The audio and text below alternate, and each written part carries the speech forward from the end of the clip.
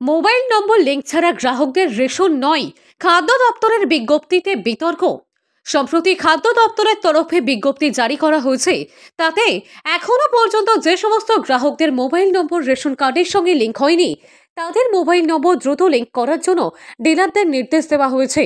রেশনে কারচুপি বা অনিয়মের অভিযোগ নতুন কিছু নয়, তবে সম্প্রতি রেশনে কারচুপি রুখতে নয়া সিদ্ধান্ত নিয়েছে খাদ্য দপ্তর। গ্রাহকদের মোবাইল নম্বর লিঙ্ক বাধ্যতামূলক করা হয়েছে। বলা হয়েছে, মোবাইল নম্বর লিঙ্ক ছাড়া গ্রাহকদের রেশন দেওয়া হবে না। অর্থাৎ রেশন পেতে গেলে রেশন কার্ডের সঙ্গে মোবাইল নম্বর লিঙ্ক থাকতেই হবে।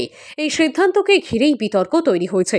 জানা গিয়েছে, সম্প্রতি খাদ্য দপ্তরের তরফে বিজ্ঞপ্তি জারি করা হয়েছে। তাতে এখনো পর্যন্ত যে সমস্ত গ্রাহকদের মোবাইল নম্বর রেশন কার্ডের সঙ্গে লিঙ্ক হয়নি, তাদের মোবাইল নম্বর দ্রুত লিঙ্ক করার জন্য ডিলারদের নির্দেশ দেওয়া হয়েছে।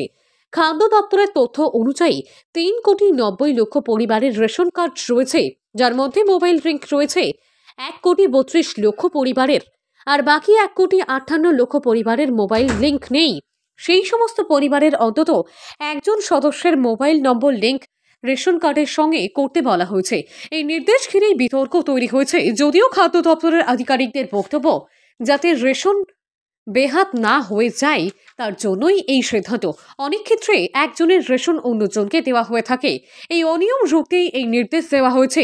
এর ফলে একজনের রেশন অন্যজনের কাছে গেলে সংশ্লিষ্ট গ্রাহক মোবাইলে মেসেজ পেয়ে যাবেন। তিনি এই তথ্য জানতে পারবেন এবং অভিযোগ জানাতে পারবেন। নির্দেশে বলা হয়েছে, কেউ রেশন তুলতে গেলে গ্রাহকদের কাছে মোবাইল নম্বর সংগ্রহ করে ইপস মেশিনে নথিভুক্ত করতে হবে ডিলারদের। তবে যদি অন্য কারোর মোবাইল নম্বর অথবা অন্য কোনো পরিবারের মোবাইল নম্বর নথিভুক্ত হয়ে থাকে, সেটি দ্বিতীয়বার আর ব্যবহার করা যাবে না। এছাড়া ডিলাররাও নিজেদের মোবাইল নম্বর ব্যবহার করতে পারবেন, তার পরিবারের কোনো সদস্যদের ফোন নম্বরেও দিতে পারবেন না। এই নয় বিজ্ঞপ্তি ঘিরে রীতিমতো সমস্যায় পড়েছেন ডিলাররা। তাদের বক্তব্য, অনেকে আছেন যাদের মোবাইল ফোন নেই, এর ফলে সরকারি আদেশে তাদের রেশন দেওয়া যাবে না। এই নিয়ে ভুল বোঝাবুঝি তৈরি হবে এবং গ্রাহকরা ডিলারদের উপর চড়াও হবেন। ডিলারদের সংগঠনের বক্তব্য, এই ধরনের নিয়ম অবাস্তব।